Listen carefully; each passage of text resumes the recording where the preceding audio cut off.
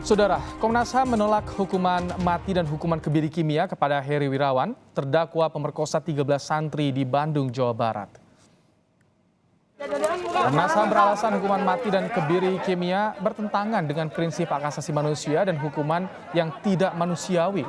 Meski demikian, Komnas HAM tetap meminta Heri Wirawan dihukum berat dan meminta negara fokus terhadap pemulihan kondisi korban dan menjamin hak para korban.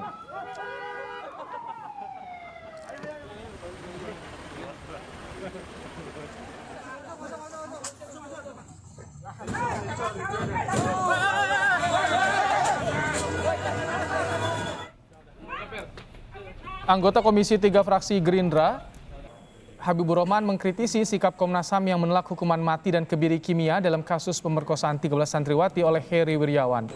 Habibur Rahman menganggap Heri Wirawan merupakan predator seksual sehingga perlu ditindak tegas. Selain itu, Habibur Rahman menilai Komnas HAM juga dianggap tak memiliki empati lantaran tidak mengutamakan pihak korban beserta keluarganya.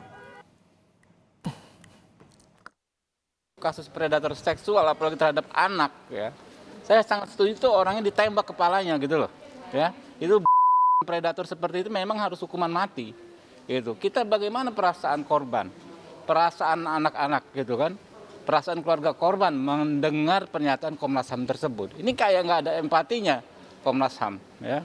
Kita sangat menyayangkan dan tadi kita kritisi, ya, Komnas HAM itu sudah lah, ya. Kalau di Lebih lengkap terkait pro dan kontra hukuman mati terhadap terdakwa pemerkosa 13 santriwati, kita terhubung dengan Komisioner Komnas HAM BK Ulung Hapsara dan anggota Komisi 3 DPR fraksi PDIP Arteria Dahlan. Selamat sore Bang Arteria, Mas BK. Selamat sore.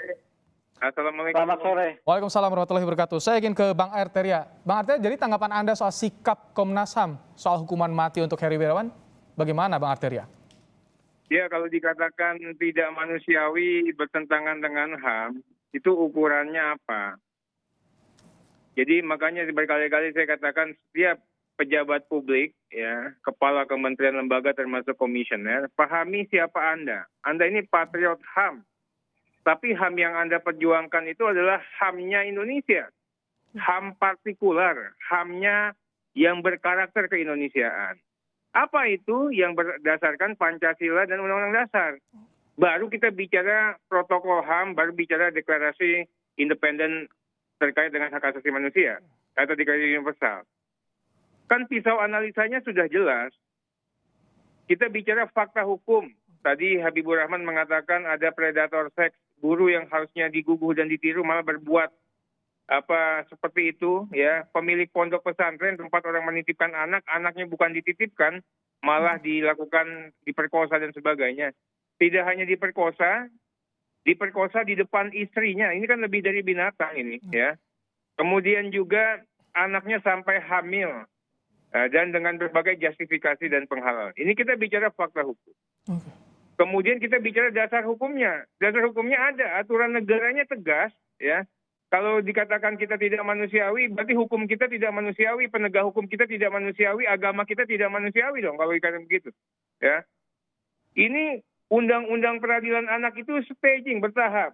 Awalnya nggak ada nih hukuman mati, tapi revisi terakhir dibuat yang namanya hukuman mati. Artinya memang suatu langsung jawab ya, Martia, kita akan tanyakan Mas BK. Berikutnya mengenai due process of law-nya. Jadi memang dikatakan bahwa due process of law-nya memang betul-betul dihadirkan. Saya ingin katakan gini, Komnas HAM boleh punya pandangan atau sikap, setuju atau tidak setuju, tapi tidak boleh mengatakan saya menghukum mati atau menuntut mati itu tidak manusiawi.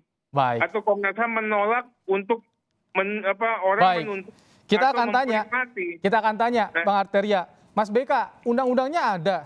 Kalau tidak manusiawi ukurannya apa? Tadi ditanyakan.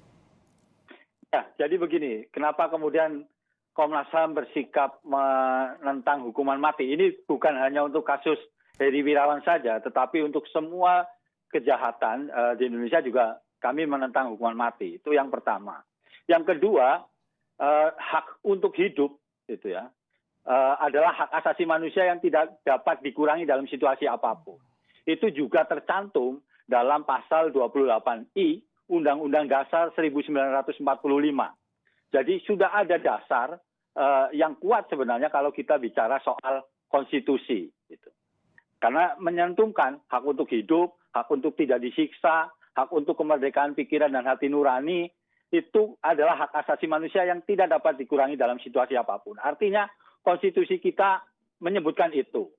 Nah, terkait kemudian dengan persoalan Heri Wirawan sebenarnya, jauh sebelum penuntutan ketika Heri Wirawan dituntut hukuman mati, Komnas HAM sudah koordinasi dengan beberapa pihak, begitu. Termasuk juga Kementerian Agama, karena ini adalah lembaga pendidikan agama, untuk memastikan sebenarnya korban itu yang kedua kemudian melakukan assessment bagaimana pemulihan korban itu diperlukan. Jadi tidak kemudian ujuk-ujuk hanya statement saja, tetapi juga sudah memastikan bahwa langkah-langkah yang dilakukan oleh kementerian lembaga terkait dengan kasus Heri Wirawan ini juga harus sesuai dengan standar hak asasi manusia, itu yang pertama. Kemudian memenuhi rasa keadilan korban. Dan yang ketiga soal pemulihan korbannya. Karena jangan lupa juga pemidanaan itu satu sisi, tapi juga pemulihan korban itu juga Mas Beka, dibutuhkan. tapi kan soal penegakan hukumnya berkeadilan ini untuk korban juga, artinya agar ada keadilan, rasa keadilan baik korban, baik keluarga juga. Iya, saya sepakat bahwa keadilan untuk korban harus diberikan, tetapi kemudian kami tidak merekomendasikan atau kemudian menentang pelaksanaan hukuman mati, penerapan hukuman mati. Paling tidak hukuman berat itu kemudian juga harus diberikan kepada pelaku. Seperti apa kemudian hukuman beratnya? Seumur hidup, begitu. Itu yang kemudian kita dorong, begitu. Begitu, Mas. Hukuman berat seumur hidup itu bisa memberikan keadilan bagi keluarga korban dan juga korban tanpa hukuman mati, Mas Beka? Tentu bisa, begitu. Kan ini kemudian bisa aja kemudian hukuman seumur hidup itu tanpa remisi misalnya. Kemudian ditempatkan di penjara maksimum security sehingga yang bersangkutan itu tidak bebas seperti narapidana yang lain. Terus kemudian di sisi yang lain pemulihan korban begitu. Saya ingin tanya ke Bang Arteria nih. Kalau Bang Arteria pandangannya gimana? Bang Arteria, tanpa hukuman mati bisa ada keadilan bagi korban dan juga keluarganya tadi disampaikan. Ini kan suatu hal yang elementer yang disampaikan oleh seorang komisioner yang memahami HAM ya. Pertama saya mau bicara gini loh, hukuman mati itu adalah politik hukum negara. Hukuman mati adalah politik afirmatif negara terkait dengan suatu perbuatan tertentu, sikap politik ini. Saat ini negara merasa masih butuh hukuman mati untuk beberapa delik atau pelanggaran atau perbuatan pidana yang memiliki materi muatan yang cenderung meresahkan, mengganggu ketertiban umum dan sebagainya. Pak BK, hak asasi manusia oke. Tapi hak asasi itu pun dibatasi dengan kewajiban asasi. Dibatasi juga yang namanya dengan undang-undang. Perdebatan mengenai ada tidaknya hak asasi, kewajiban yang seperti disampaikan dalam Konstitusi Pasal 28 itu akan hilang tatkala mengatakan undang-undang mengatakan legal untuk dilakukan hukuman mati terkait dengan setiap orang atau unsur barang siapa yang melakukan rumusan delik yang dinormakan dalam undang-undang itu. Hilang itu yang dikatakan setiap orang tidak boleh dihilangkan sedikit pun dan sebagainya. Kita memperlakukan manusia kepada manusia. Ya. Nah, makanya kalau perbuatan apa yang seperti binatang itu bukan perbuatan manusia itu, ya. Tapi saya katakan begini loh, ya. Vonis atau tuntutan mati ini hasil perenungan, hasil kesimpulan. Kenapa dibuat tuntutan atau vonis mati? Jaksa yang memahami fakta hukum, hakim yang akan memvonis, punya keyakinan hakim bahwa yang bersangkutan tidak mungkin lagi diperbaiki.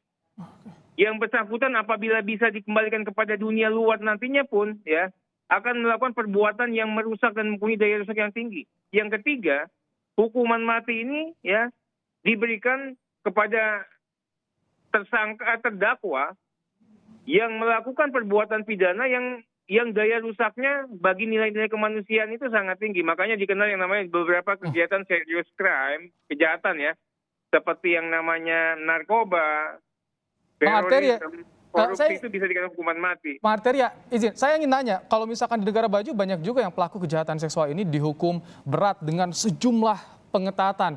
Artinya apakah dari DPR juga tidak mendorong, ya kan soal sikap politik ya, sikap politik pemerintah negara. Apakah DPR tidak mendorong soal ini, soal hukuman yang semaksimal mungkin itu tadi, tidak hukuman mati? Sudah, ini kan bukan domain DPR lagi. Ini alternatif hukuman sudah disediakan. Dari mulai hukuman yang paling ringan, ya 15 dan 20 tahun sampai seumur hidup, dan pidana mati. Ternyata jaksa pada saat menuntut tentu kan mencermati fakta hukum. Ya kan? Kita juga harus menghormati proses itu. Nah, manusiawinya di mana? Nanti masih ada nih, kita cek yang namanya criminal justice system yang berjalan ini kan masih bisa divaluasi, diawasi. Nah, jadi kalau dikatakan yang seperti itu, saya ingin katakan hukum negaranya ada loh. Kemudian terbit tuntutan itu kan melalui assessment, melalui pemeriksaan yang sangat khidmat dan cermat dari teman-teman kejaksaan. Dasar hukumnya ada. Nah, jadi kami ingin sampaikan juga ya, boleh saja menolak ya dalam suatu sikap yang umum, tapi menyangkut perkara, saya katakan itu Komnas HAM nggak bisa begitu. Masa dikatakan kalau misalnya menolak, ini hukumnya ada, menolak hukum negara Anda, kan nggak demikian. Silakan Mas Beka tanggapi. Iya, jelas kami tidak menegasikan bahwa memang hukuman mati masih ada di Indonesia. Itu saya kira satu hal yang tidak bisa dibantah karena undang-undangnya ada. Tetapi kemudian bahwa hukuman mati itu juga pada satu sisi kalau kita melihat tadi seperti halnya dengan konstitusi juga ada konstitusi kita, undang-undang dasar kita. Artinya politik hukum Indonesia ini kan juga didasarkan pada bagaimana kemudian konstitusi yang ada. Nah, pada titik itu saya kira penting juga kemudian mendorong bagaimana kemudian pemidanaan atau politik pemidanaan negara itu juga sedikit demi sedikit harus direformasi. Itu yang pokok yang pertama. Yang kedua kemudian kami juga tidak sedang mencampuri bagaimana kemudian independensi jaksa kemudian karena tentu saja kalau kita soal ngomong hukum acara dan segala macam bukti-bukti ada di jaksa karena bahkan ketika kemarin misalnya rapat dengar pendapat atau rapat kerja dengan Komisi 3 saya sendiri yang berstatement saya mengapresiasi kinerja kepolisian dan kemudian kejaksaan itu hal yang berat saya kira ketika memecahkan kasus kekerasan seksual. Saya nangani kasus kekerasan seksual di KPI misalnya. Kemudian bagaimana di Jawa Timur juga. Mas Beka, tapi ini dari Komnas HAM karena memang bukan hukumnya tapi berdasarkan HAM-nya ini yang disoroti oleh Komnas HAM. Maka dari itu tidak manusiawi. Betul. Betul. Jadi misalnya begini, hukuman mati jelas kami mendasarkan pada pasal 28I. Itu di Undang-Undang Dasar. Terus soal kebiri kimia juga ada sebenarnya dasar hukumnya. Itu di Undang-Undang Nomor 5 tahun 98 tentang ratifikasi Konvensi Anti Penyiksaan PBB. Jadi Indonesia itu sudah meratifikasi.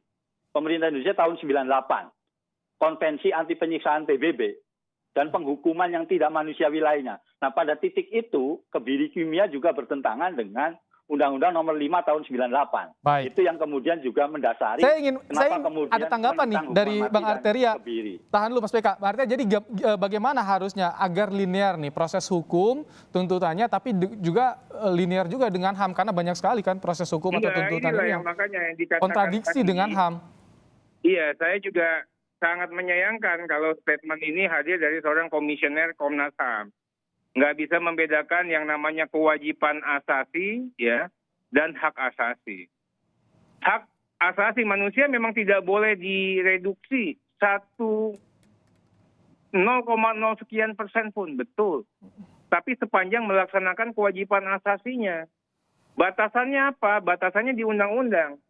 Tatkala undang-undang menghadirkan materi muatan rumusan norma vonis pidana mati atau tuntutan pidana mati, itu sudah hasil perenungan etika, moral, kemudian kearifan lokal, unsur agama, dan hukum itu sendiri. Perdebatan yang dikatakan Pak BK tadi nggak ada urusan lagi. Tatkala materi muatan norma sudah masuk ke dalamnya. Karena apa? Materi muatan norma vonis mati itu pun merefer pada konstitusi, merefer pada Pancasila juga. Tapi bukan berarti di konstitusi mengatakan tidak boleh direduksi satu detik pun ternyata tidak boleh ada vonis mati. Enggak. Jadi itu bukan parameter lepas. Terikat. Ya, ikatannya tidak ada reduksi soal hak asasi manusia. Mas Beka, tanggapannya? Ya, saya dari tadi kan memberikan argumentasi bahwa ada di Undang-Undang Dasar 1945. Itu hal yang tidak terbantahkan. Artinya, apa yang saya sampaikan bukan berasal dari luar negeri, begitu, dari internasional. Itu satu. Yang kedua, soal misalnya kalau kita bicara yang lain, soal kebiri kimia, juga sudah ada Undang-Undang Dasar, Undang-Undang Nomor 5 tahun 98. Dan itu sudah diratifikasi pemerintah berdasar persetujuan DPR juga. Artinya itu juga jadi politik hukum negara yang harus dipertimbangkan dalam setiap penerapan hukuman. Sebentar. Itu saya kira penting, saya kira. Nah, ini standing point yang saya katakan agak keliru sedikit. Kita meratifikasi, oke, tapi bukan untuk menghalalkan semua perbuatan tertentu, kita nggak bisa. Sepanjang melanggar kewajiban asasinya, ya berlakulah yang di sana. Saat ini, sikap dan politik hukum negara mengatakan negara masih membutuhkan vonis pidana mati untuk beberapa perilaku delik. Baik. Nah, ini harus dihormati. Ini menjadi kejahatan yang disoroti, kejahatan predator seksual kepada anak-anak. Tuntutan sudah dilayangkan, tapi persidangan ini masih terus berjalan. Dan historicalnya dilihat juga. Prosesnya masih panjang, Bang Arteria.